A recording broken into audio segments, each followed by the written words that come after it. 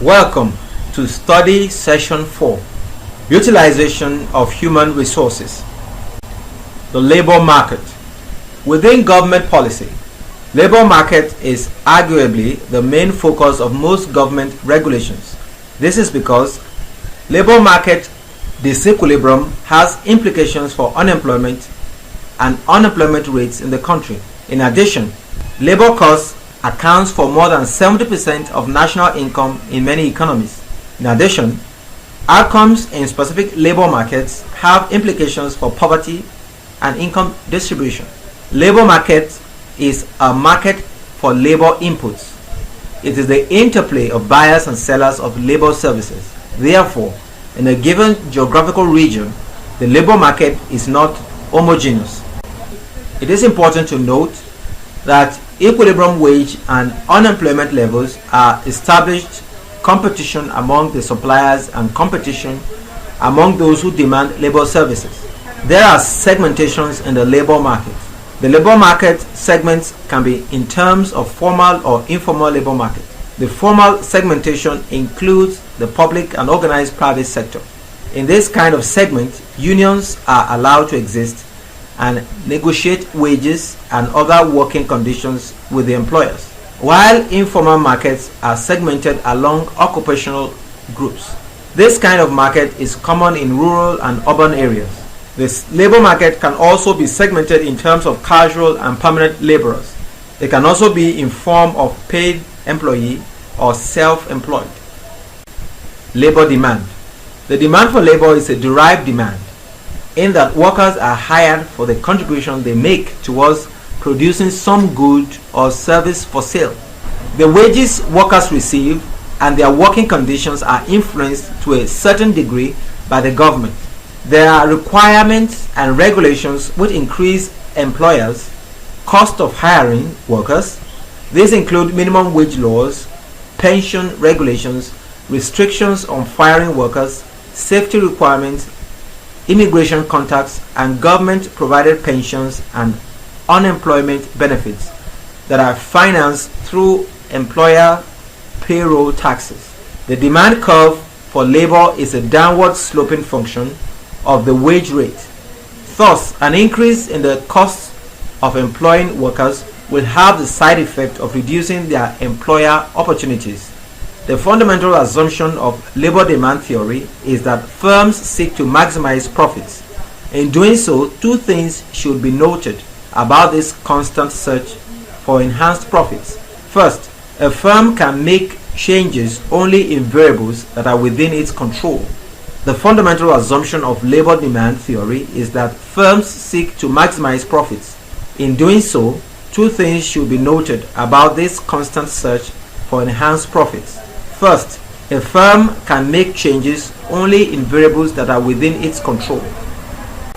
Second, because the firm is assumed to constantly search for profit improving possibilities, our theory must address the small marginal changes that must be made almost daily. For instance, major decisions of whether to open a new plant or introduce a new product line are relatively rare. Therefore, there's a need to understand the basis for these incremental decisions, paying particular attention to when an employer stops making changes in output levels or its mix of inputs, in incrementally deciding on its option level of output. The profit maximizing firm will expand output by 1 unit if the added revenue from selling that unit is greater than the added cost of producing it. As long as the marginal revenue from an added cost of output exceeds its marginal cost, the firm will continue to expand output. Likewise, the firm will contract output if the marginal cost of production exceeds marginal revenue. Profit is maximized when output is such that marginal revenue equals marginal cost. Hence, the firm stops making changes. A firm can expand or contract output by altering its use of inputs. If we assume that a firm produces output by combining two types of inputs or factors of production, labor and capital.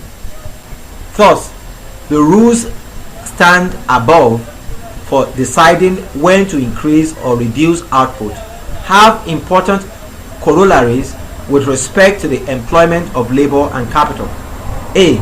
If the income generated by employing one more unit of an output exceeds the additional expense, then we add a unit of that input. B.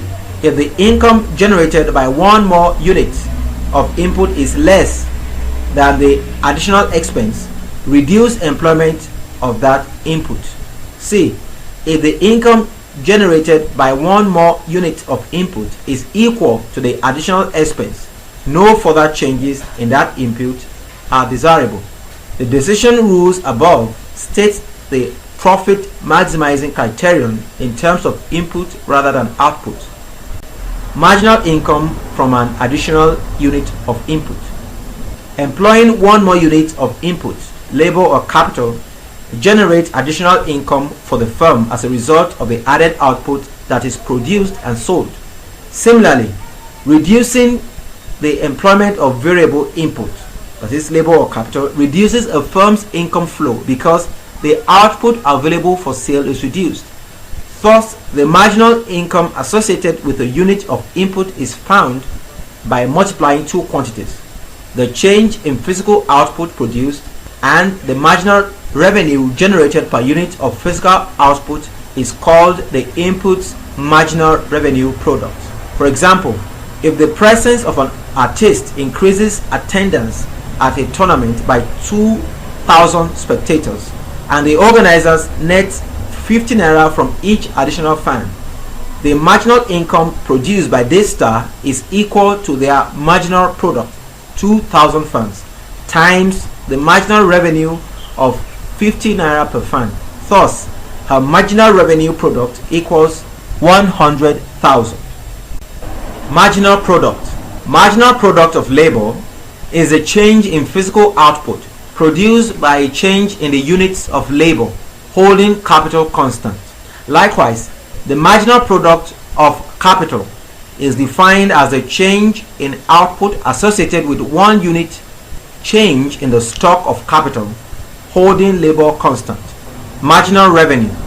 The definitions in 4.1 and 4.2 reflect the fact that a firm can expand or contract its output only by increasing or decreasing its use of either labor or capital. The marginal revenue, MR, generated by an extra unit of output depends on the characteristics of the product market in which that output is sold.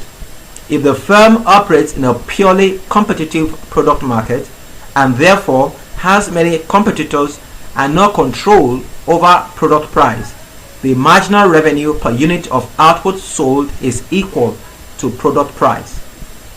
If the firm has a differentiated product and thus has some degree of monopoly power in its product market, extra units of output can be sold only if product price is reduced because the firms face the market curve for its particular product.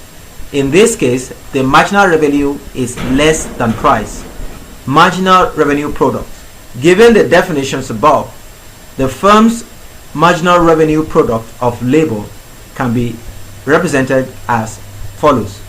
Similarly, the firm's marginal product of capital can be represented as follows.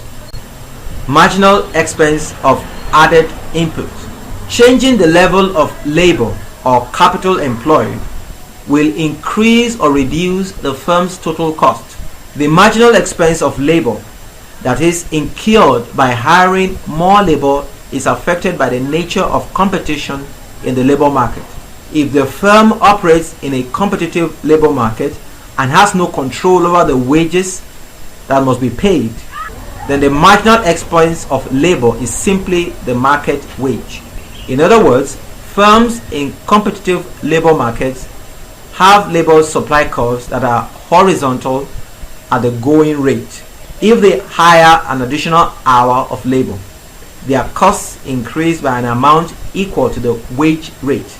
In the analysis that follow, The marginal expense of adding a unit of capital would be represented as C, which is the expense of renting a unit of capital for one time period.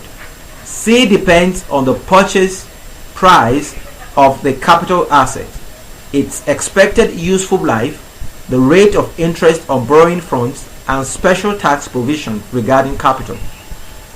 The short-run demand for labor when both product and labor markets are competitive. The simplest way to understand how the profit maximizing behavior of firms generates a labor demand curve is to analyze the firm's behavior in the short run.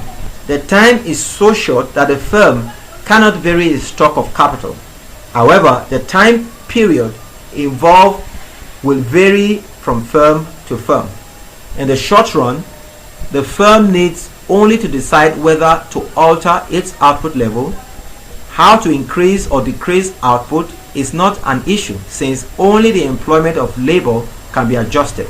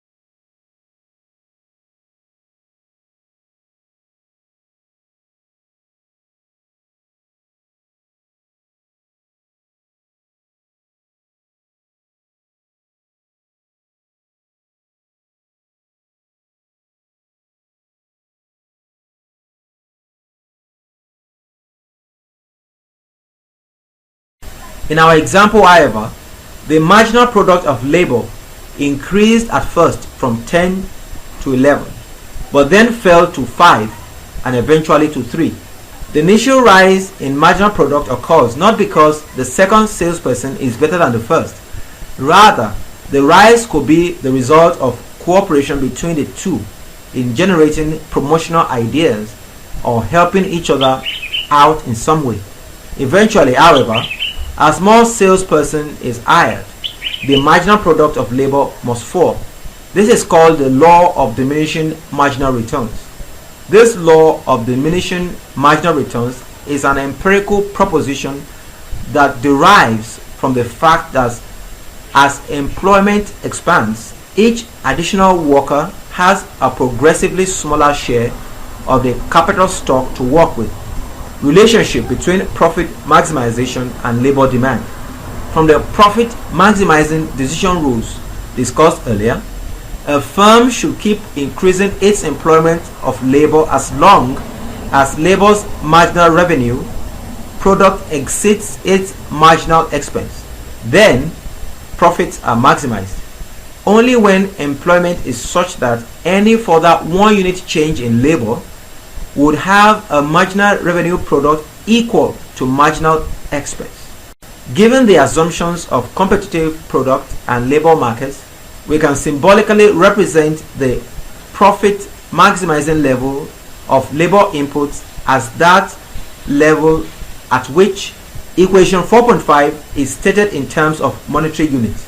Alternatively, we can state the profit maximizing condition of hiring labor in terms of physical quantities by simply dividing both sides of equation by product price P.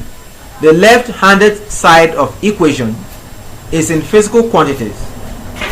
Since MPL is defined as a change output associated with a unit change in labor, the right-hand side is also in physical quantities because the numerator W is the monetary unit per unit of labor and the denominator P is the monetary unit per unit of output. Labor demand in terms of real wages. Figure 4.2 shows a marginal product of labor schedule for a representative firm. The vertical axis is the marginal product of labor, while the number of units of labor employed is on the horizontal axis. The negative slope of the schedule indicates that each additional unit of labor employed produces a progressively smaller but positive increment in output. Because the real wages and the marginal product of labor are both measured in the same dimension, units of output, we can also plot the real wage on the vertical axis of figure 3.2. Given any real wage by the market, the firm should thus employ labor to the point at which the marginal product of labor just equals the real wage. In other words, the firm's demand for labor in the short run is equal to the downward sloping segment of its marginal product of labor schedule. Hence, to maximize profits, given any real wage rate, a firm should stop employing labor at the point at which additional labor would cost more than it would produce. This profit maximization rule implies two things. First, the firm should employ labor up to the point at which its real wage equals the marginal product of labor, but not beyond that point. Second, its profit maximizing level of employment lies in the range where its marginal product of labor is declining. Objections to the marginal productivity theory of demand. Two kinds of objections are often raised to the theory of labor demand. The first is that almost no employer can ever be heard uttering the words marginal revenue product of labor, and that the theory assumes a degree of sophistication that most employers do not have. It also argued that employers are unable in many cases to accurately measure the output of individual workers. The first objection can be answered as follows. Whether employers can verbalize the profit maximizing conditions or whether they can explicitly measure the marginal revenue product of labor, they must at least intuit them to survive in a competitive environment. That is, employers can know concepts without being able to verbalize them. The second objection is that in many cases, it seems adding labor while holding capital constant would not add to output at all. For example, one secretary and one computer can produce output, but it might seem that adding a second secretary while holding the number of word processors constant could produce nothing extra, since that secretary would have no machine to work on. The answer to this second objection is that the two secretaries could take turn using the computer so that neither became fatigued. Thus, labor will generally have a marginal product greater than zero if capital is held constant. The demand for labor in competitive markets when other inputs can be varied. The theory of labor demand implies at any time the profit maximization firm will always operate so that labor marginal revenue product equals the wage rate, because labor can be varied in the short run. Labor demand in the long run. To maximize profits in the long run, the firm must adjust both labor and capital so that the marginal revenue product of each equals its marginal expense. Recall, profit maximization requires that the following two equalities be satisfied. The left hand side is the added cost of producing an added unit of output when using labor to generate the increase in output. Analogously, the right hand side is the marginal cost of producing an extra unit of output using capital. Thus, equation 4.6 implies to maximize profit, the firm must adjust its labor and capital inputs so that the marginal cost of producing an added unit of output using labor is equal to the marginal cost of producing an added unit of output using capital. More than two inputs. Thus far, we have assumed that there are only two inputs in the production process, capital and labor. However, labor can be subdivided into many categories. For example, labor can be categorized by age, educational level, and occupation. Other inputs that are used in the production process include materials and energy. If a firm is seeking to minimize costs in the long run, it should employ all inputs up until the point that the marginal cost of producing an added unit of output is the same regardless of which input is increased. Situation where inputs are substitutes in production. If two inputs are substituted in production, that is, if the greater use of one in producing output can compensate for reduced use of the other, then increases in the price of the other input may shift the entire demand curve for a given category of labor either to the right or to the left, depending on the relative strength of the substitution and scale effects. If an increase in the price of one input shifts the demand for another input to the left, as shown in the panel A, the scale effect has dominated the substitution effect, and the two inputs are said to be gross complements. If the increase shifts the demand for the other input to the right, as in the panel B of figure 4.2, the substitution effect has dominated and the two inputs are gross substitutes. Figure 4.2. Effect of increase in the price of one unit K on demand for another input J, where inputs are substitutes in production. Situation where inputs are complements in production. In case the two inputs must be used together, in which they are called perfect complements or complements in production, then reduced use of one implies reduced use of the other. In this case, there is no substitution effect, only a scale effect, and the two inputs must be gross complements. Labor demand when the product market is not competitive. This section explores the effect of non-competitive monopolistic product markets in the demand for labor. Maximizing monopoly profits. Product market monopolies are subject to the market demand curve for their output, and they do not take output price as given. They can expand their sales only by reducing product price, which means their marginal revenue from an extra unit of output is less than product price. Using the general definition of marginal revenue product in equation 4.3a and the profit maximization criteria outlined in equation 4.4, to a monopoly that searches for workers in a competitive market, the monopolist would hire workers until its marginal revenue product of labor equals the wage rate. If we express the demand for labor in the short run in terms of the real wage by dividing equation 4.9 by the firm's product price P to obtain that, since marginal revenue is always less than a monopoly's product price, the ratio MR/P in equation 4.10 is less than 1. Therefore, the labor demand curve for a firm that has monopoly power in the output market will lie below and to the left of the labor demand curve for an otherwise identical firm that takes product price as given. Do monopolies pay higher wages? Monopolies are often regulated by the government to prevent them from exploiting their status and earning monopoly profits, but they are allowed to pass their cost of production to consumers. Thus, while unable to maximize profits, the monopoly can enhance their utility by paying higher wages and passing the costs along to consumers in the form of higher prices. Supply of labor. Labor force comprises persons that actually seek work. The labor force participation rate is a percentage of a given population that either has a job or is looking for one. Theory of the decision to work. This involves using the labor supply theory to understand the long-run trends in labor force participation and hours of work.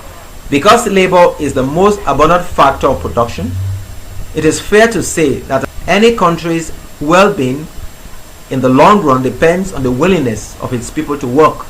Leisure and other ways of spending time that do not involve work for pay are also important in generating well-being. However, any economy relies heavily on goods and services produced for market transactions.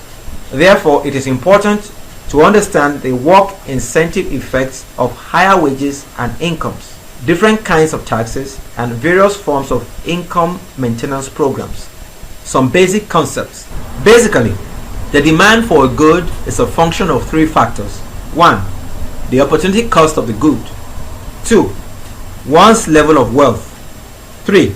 One's set of preferences. Opportunity cost of leisure.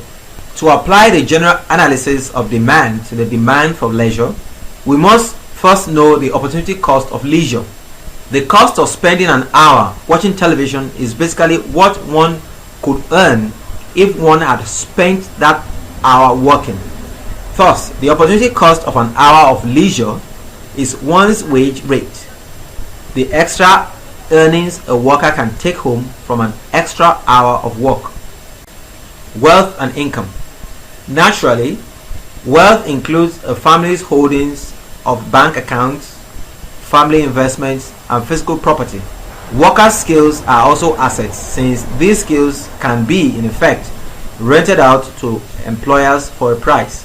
The more one can get in wages, the larger is the value of one's human assets. However, it is difficult to measure people's wealth. Income effect. Income effect is the response of desired hours of leisure to changes in income when wages are held constant. An increase in income while wages and preferences remain constant will lead to a rise in the number of leisure hours demanded. In other words, if income increases, holding wages constant, desired hours of work will go down. Since we have assumed that time is spent either in leisure or in working for pay, the income effect can be expressed in terms of the supply of working hours as well as the demand for leisure hours. However, the income effect is expressed in the context of supply in this chapter.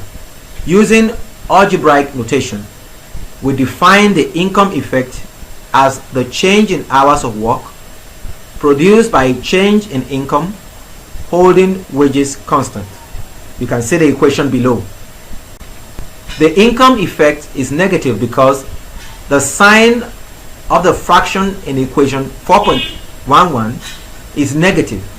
If income goes up, wages held constant, hours of work will fall. If wages goes down, hours of work increase. Substitution effect. If income is held constant, an increase in the wage rate will raise the price and reduce the demand for leisure, thereby increasing work incentives. Likewise, a decrease in the wage rate will reduce leisure opportunity cost and the incentives to work, holding income constant. The substitution effect occurs because as the cost of leisure changes, income held constant, leisure and work are substitutional for each other. In contrast to the income effect, the substitution effect is positive. Because this effect is the change in hours of work induced by a change in the wage, holding income constant, the substitution effect can be written as the formula below. The substitution effect has a positive sign because the numerator and denominator always move in the same direction. Both income and substitution effects occur when wages rise. Let us consider the case of a person who receives a wage increase. The labor supply response to a simple wage increase will involve both an income effect and a substitution effect. The income effect is a result of the worker's enhanced wealth after the increase. The substitution effect results from the fact that the wage increase raises the opportunity cost of leisure.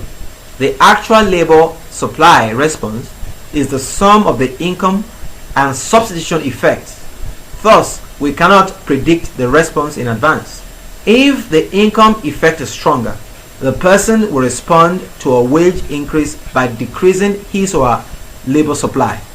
This decrease will be smaller than if the same change in wealth were due to an increase in non-labor wealth, because the substitution effect is present and acts as a moderating influence. However, when the income effect dominates, the substitution effect is not large enough to prevent labor supply from declining. Should the substitution effect dominate, the person's labor supply curve relating his or her desired hours of work to wage will be positively sloped. That is, labor supplied will increase with the wage rate. If on the other hand the income effect dominates, the person's labor supply curve will be negatively sloped. The labor-leisure choice. This section introduces indifference curve and budget constraints to the theory of labor supply. These graphical aids visually depict the basic factors underlying the demand for leisure. Preferences. Let us assume that there are two major categories of goods that make people happy: leisure time and the goods people can buy with money. If we take the price of goods as fixed, then they can both be measured by money income. Since both leisure and money can be used to generate satisfaction or utility, these two goods are to some extent substitutes for each other. If forced to give up some money income by cutting back on hours of work, for example, some increase in leisure time could be substituted for this lost time to keep a person as happy as before. Figure 4.3 shows all the combination of money income and leisure hours that yield utility level A. The curve connecting these points is called an indifference curve. The indifference curve is a curve which connects the various combination of money, income and leisure that yield equal utility, so that a person is truly indifferent about where on the curve he or she will be. Figure 4.3. Combination of money, income and leisure hours that yield utility. 1. The farther away from the origin an indifference curve is, the higher the level of utility. Thus, utility level B represents more happiness than level A. 2.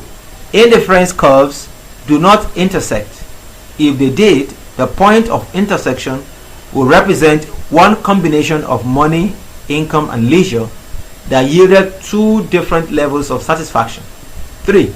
Indifferent curves are negatively sloped because if either income or leisure hours are increased, the other is reduced in order to preserve the same level of utility.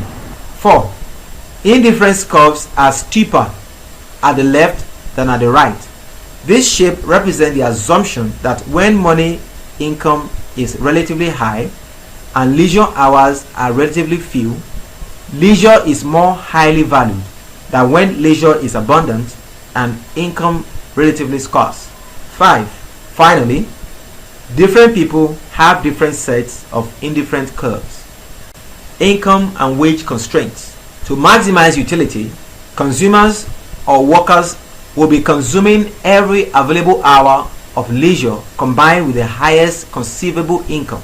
However, the resources anyone can command are limited.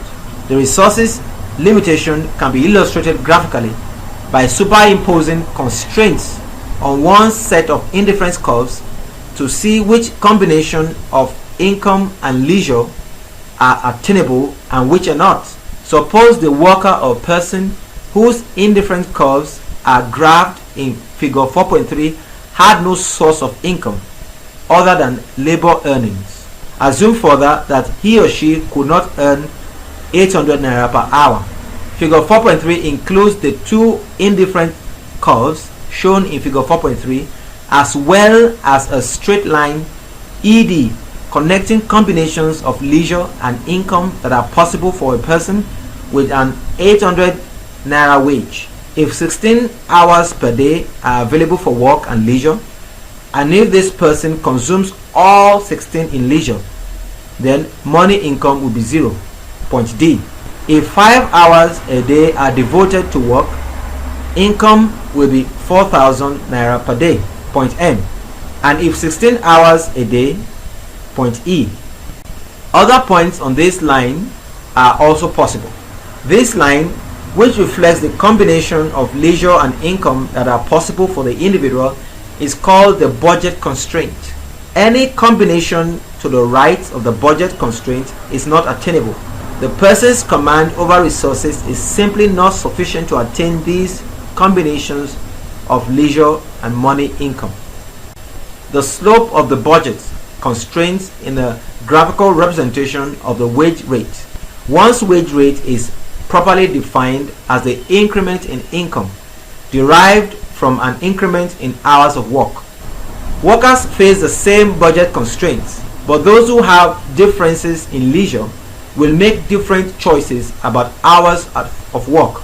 If the person whose preferences were depicted in figure 4.4 had placed lower values on leisure time, then the point of tangency of point N and vice versa. Income and substitution effect with a wage increase. Assume that instead of increasing one's command over resources by receiving a source of non-labor income, the wage rate was to be increased from 800 to 1,200 per hour. This increase would cause both an income effect and a substitution effect. Workers will be wealthier and face a higher opportunity cost of leisure. Thus, the substitution effect pushes the workers towards more hours of work, while the income effect towards fewer. But we cannot tell which effect will dominate. Figure 4.4 and 4.5 illustrate the possible effects of the above wage change on a person's labor supply. Figure 4.4 illustrates the case in which the observed response by a worker to increase the hours of work. In this case, the substitution effect is stronger than the income effect. The figure 4.6, wage increase with substitution effect dominating. Figure 4.7, wage increase with income effect dominating. Figure 4.6 illustrates the case in which the income effect is stronger and the response to a wage effect is stronger, and the response to a wage increase is to reduce the hours of work.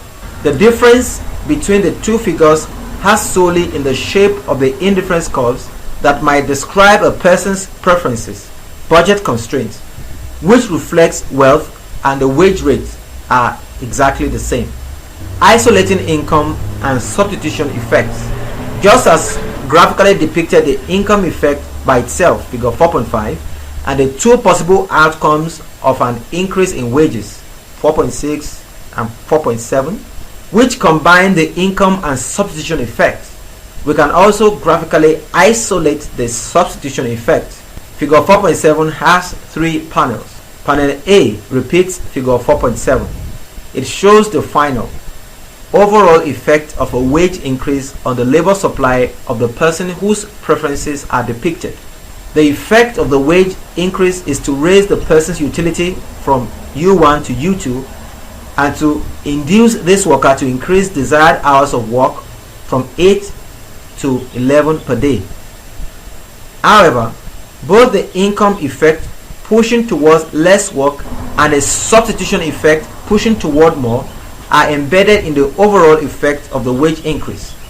These effects are graphically separated in panels B and C. Figure 4.8, wage increase with substitution effect dominating, isolating income and substitution effects. Panel B of figure 4.8 shows the income effect that is embedded in the overall response to the wage change. By definition, the income effect is the change in desired hours of work brought about by increased wealth, holding the wage rate constant. To review these embedded effects, we assume a change in labor supply if the person depicted in panel A had reached the new indifference, that is U2, with a change in non-labor income instead of a change in his or her wage rate. The old constraint shifts to the right, which depicts the greater the level of utility associated with greater wealth. The substitution effect is the effect on labor supply of a change in the wage rate, holding wealth constant. It can be seen in panel C of figure 4.8 as a difference between where the person actually ended up on indifference curve U2 and where he or she would have ended up with a pure income effect. The wage change by itself, holding utility constant, caused work hours to increase. This increase shows that the substitution effect is positive. Which effect is stronger? Suppose that a wage increase changes the budget constraint facing a worker from CD to CE in figure 4.9. If the worker had a relatively flat set of indifferent curves, the initial tangency along CD might be at point A, implying a relatively heavy work schedule. If the worker had more steeply sloped indifferent curves, the initial tangency might be at point B, where hours of work are fewer. An important influence on the size of the income effect is the extent of the rightward movement of the new constraint. The more the constraint shifts outward, the greater the income effect will tend to be. For a person with an initial tangency at point A, for example, the rightward movement is larger than for a person whose initial tangency is at point B. Other things being equal, people who are working longer hours will exhibit greater income effects when wage rates change. Figure 4.9. The size of the income effect is affected by the initial hours of work. Such a person's indifference curves were so steep that the person was initially out of the labor force. The wage increase and the resultant new constraint, CE, can only induce two outcomes. The person will either begin to work for pay or remain out of the labor force. For those who are out of the labor force, then, the decision to participate as wage offers rise clearly reflects a dominating substitution effect. Conversely, if someone currently working decides to change his or her participation decision and drop out of labor when wages fall, the labor force participation decision brought about by wage changes exhibits a dominant substitution effect. The reservation wage. The reservation wage is the minimum amount of money that would attract a worker into a particular type of employment. Any amount that the worker earns beyond the reservation wage is called economic rent. An implication of the labor supply theory is that if people who are not in the labor force place a value of X naira on the marginal hour of leisure, then they will be unwilling to take a job unless the offered wage were greater than X naira, because they will reserve their labor unless the wage is X naira or more. Thus, the reservation wage is the wage below which a person will not work. It represents the value placed on an hour of lost leisure time in the labor-leisure context. Often, people are taught to behave as if they have both a reservation wage and a certain number of work hours that must be offered before they will consider taking a job. The reasons are illustrated in figure 4.10. Suppose that taking a job entails 2 hours of commuting time per day.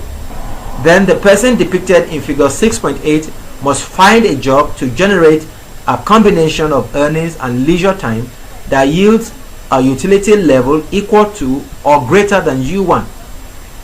This is only possible if the person's budget constraint is equal to or to the right of ABD, which is tangent to U1 at point X.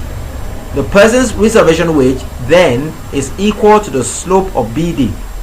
Note that the slope of BD exceeds the slope of BD, which represents the currently offered wage. Figure 4.10. Reservation wage with fixed time of cost of working. Economics of discrimination.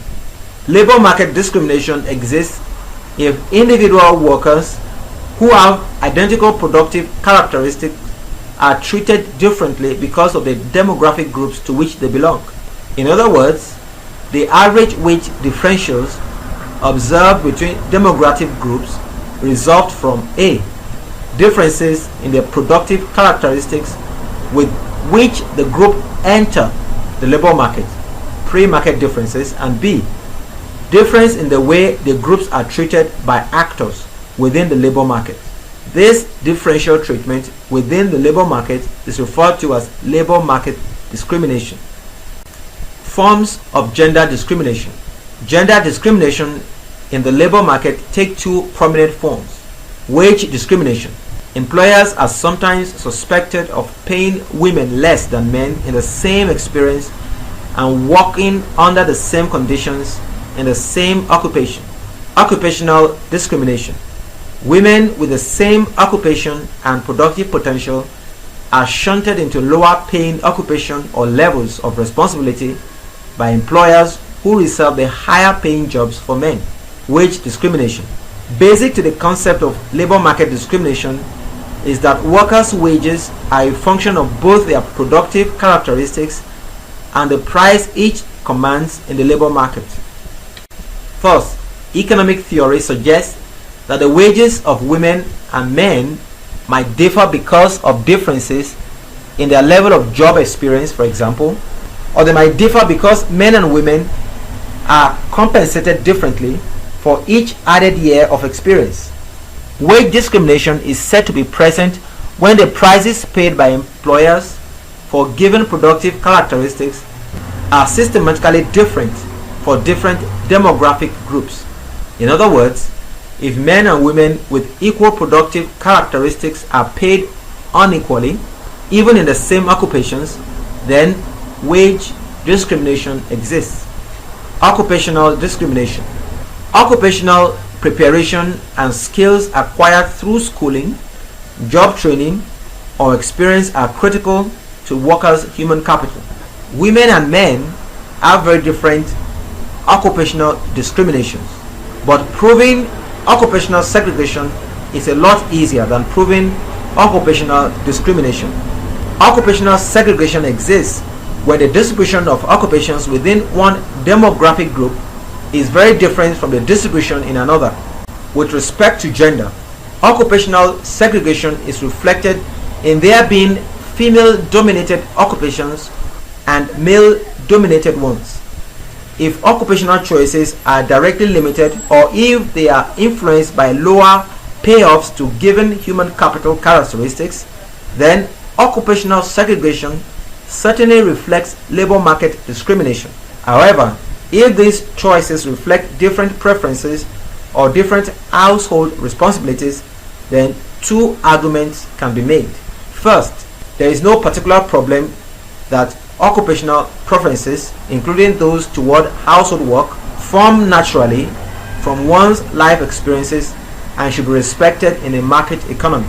The second view is that these preferences are the result of pre-market discrimination, differential treatment by parents, schools, and lower paying pursuits long before they reach adulthood and enter the labor market. Theories of marketplace discrimination. The goal of this section is to lay out and evaluate different theories of discrimination proposed by economists, since we cannot rule out the presence of discrimination against women and minorities in labor market. Three general sources of labor market discrimination have been hypothesized, and each source suggests an associated model of how discrimination is implemented and what its consequences are. Personal prejudice models. Employer discrimination. The first source of discrimination is personal prejudice, wherein employers, fellow employers, or customers dislike associating with workers of a given race or sex. In other words, they have prejudice tasks. That is, they have preferences for not associating with members of certain demographic groups. Suppose that male employers are prejudiced against women, but that customers and fellow employees are not. Also, assume that the women in question have the same productive characteristics as men. If employers have a decided preference for hiring males in high-paying jobs, despite the availability of equally qualified women, then they will act as if the latter were less productive than the former. Given our assumption, the devaluing of their productivity by employer is purely subjective, and is a manifestation of a personal prejudice. The more prejudice an employer is, the more actual productivity will be discounted. Suppose that MRP is the actual marginal revenue productivity of all workers in a particular labor market, and A represents the extent to which this productivity is subjectively devalued for women. In this case, market equilibrium for male is reached when their wage equals MRP. For women, however, equilibrium is reached only when their wage equals their subjective value of firms. Since the actual marginal revenue productivity are equal by assumption, equations 4.14 and 4.16 are equal to each other, and we can easily see that WF must be less than WM. The equation above implies if the actual productivity of women is derived by employers, workers in these groups must offer their services at lower wages than males to compete for jobs. Profits under employee discrimination. Figure 4.11 is a graphical representation of equation 4.16. It shows the equilibrium employment of women in firms that discriminate. A discriminatory employer faced with a market wage of WF for women will hire N naught, for at that point MRP is equal to WF plus D. Profit maximizing employers, however, will hire N1, that is, they will hire until MRP is equal to WF. The effect on profit can be readily seen in figure 4.12. If we remember that the area under the MRP curve represents total revenue of the firm, subtracting the area representing the wage bill of the discriminatory employer yields profit for those employers who are equal to the area. The profit for a profit maximizing employer is area AEG. These latter employers hire women to the point where the marginal product equals their wages, while the discriminators end their hiring short of that point. Thus, discriminators give up profits in order to indulge in their prejudices. Figure 4.11. Equilibrium employment of women in firms that discriminate. Pay gaps under employer discrimination. The second implication of the employer discrimination model concerns the size of the gap between WM and WF. The determinants of this gap can be best analyzed using market demand curve for women. In figure 12.3, the market demand for women is expressed in terms of their wage rate relative to the wage for males. The figure assumes that there are a number of non-discriminatory employers who will hire up to NQ women at a relative wage of utility, that is at WF equals WM. For those employers with discriminatory preferences, WF must fall below WM to induce them to hire women. Thus, the market relative demand curve is assumed to bend downward at point A, reflecting the fact that to employ more than NA of women would require a fall in WF relative to WM. Which employer can afford to discriminate? The employer discrimination model implies that discriminators maximize utility, satisfying their prejudice preferences instead of profits. Then, how do they survive? Since profit maximization, that is, non-discriminatory firms would normally make more money from a given set of assets than would discriminators. Then non-discriminatory firms would buy out others and gradually take over the market. If competitive forces were at work in a product market, firms that discriminate would be punished, and discrimination could not persist unless their owners were willing to accept below market rate returns. The employer discrimination is most likely to persist when owners or managers do not have to maximize profits in order to stay in business. The opportunity to indulge in discriminatory preferences is strong among monopolies that face government regulations because the cost of this wasteful practice make profit look smaller to regulatory bodies. Personal prejudice models. Customer discrimination. The second personal prejudice model stresses customer prejudice as a source of discrimination. Customers may prefer to be served by males in some situations and by women in others. If their preferences for male extend to jobs requiring major responsibility, such as physician or airline pilot, then occupational segregation that works to the disadvantage of women will occur. If women are to find employment in these jobs, they must either accept lower or more qualified than the average male, because their marginal revenue productivity to their employer is reduced by the customer prejudice. One of the implications of customer discrimination is that it will lead to segregation in the occupations with high customer contact. Firms that cater to discriminatory customers will hire only the preferred group of workers, pay higher wages, and charge higher prices than firms that employ workers from disfavored groups and that serve non-discriminatory customers. Then customers must be willing to pay added costs to continue their discriminatory ways. Personal prejudice models. Employee discrimination. A third source of discrimination based on personal prejudice might be found on the supply side of the market, where male workers may avoid situations in which they will have to interact with women in ways they consider distasteful. For example, they may resist taking orders from women or sharing responsibility with them. If male workers, for example, have discriminatory preferences, they will tend to quit or avoid employers who hire and promote on a non-discriminatory basis. Employers who wish to employ workers in a non-discriminatory fashion, therefore, would have to pay males a wage premium to keep them. One way to accommodate employee discrimination is to hire on a segregated basis, while it is usually not economically feasible to completely segregate a plant. It is possible to segregate workers by job title. Figure 4.12. Labor market crowding. Statistical discrimination. The firm often evaluates the personal characteristics of its applicants. However, in seeking to guess their potential productivity, it may also utilize information on the average characteristics of the groups to which they belong. When group characteristics are factored into the hiring decision, statistical discrimination will result in the absence of personal prejudices.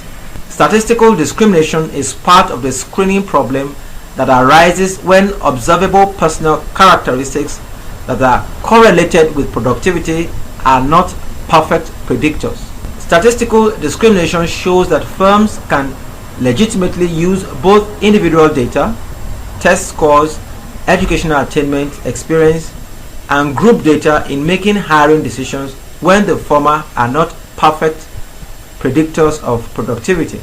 However, the use of group data can give rise to market discrimination because people with same measured productive characteristics will be treated differently depending on group affiliation. Non-competitive models of discrimination. The non-competitive models of discrimination are based on the assumption that individual firms have some degree of influence over the wages they pay, either through collusion or through some source of monopolistic power. Crowding. The existence and extent of occupational segregation, especially by genders, have caused some to argue that is the result of a deliberate crowding policy intended to lower wages in certain occupations. The crowding hypothesis can be illustrated using panel A. Illustrates a market in which supply is small relative to demand and the wage is thus relatively high. Panel B depicts a market in which crowding causes supply to be large relative to demand, resulting in wage that is comparatively low. While the effects of crowding are easily seen, the phenomenon of crowding itself is less easily explained. For example, if men and women were equally productive in a given job or set of jobs, one would think that the lower wages of women caused by their being artificially crowded into certain jobs will make it attractive for firms now employing only men to replace than with less expensive women workers. This profit maximizing behavior should eventually eliminate any wage differential. The failure of crowding or occupational segregation to disappear suggests the presence of non-competing groups. We have come to the end of study session 4. Thanks for listening.